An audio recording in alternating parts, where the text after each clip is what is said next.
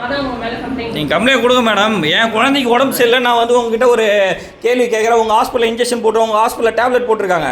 நீ என்ன கேட்க எப்படி இங்கே போகிறாங்கன்னா உங்களுடைய ஹாஸ்பிட்டலில் இருக்கிறத நீங்கள் எப்படி நீங்கள் அலோட் பண்ணுறீங்க? வந்து 1 ஹவராக வெயிட் பண்ணுறோம். 10 மணிக்கு வரீங்க, ஸ்கூலுக்கு போகிற புள்ள 9 மணிலேருந்து வெயிட் பண்ணுறாங்க. ஓ சரி சரி, நம்மளாம் இருக்க வேண்டிய வார்த்தைலாம் நீங்கள் பேச வேண்டாம், புரியுதுங்களா? என்ன பேசுறீங்க? ஒரு குழந்தைக்கு வெயிட் பண்ணி உங்களுக்கு பார்த்தோன்னா நீங்கள் வந்து உங்களுக்கு அறிவு இருக்கா கேட்குறீங்க. உங்களுக்கு எங்கே வேணால் போய் சொல்லுங்க, யார் என்ன கம்ப்ளைண்ட் பண்ணிங்கன்னு சொல்கிறீங்க. இதுதான் நீங்கள் பேசுறதா?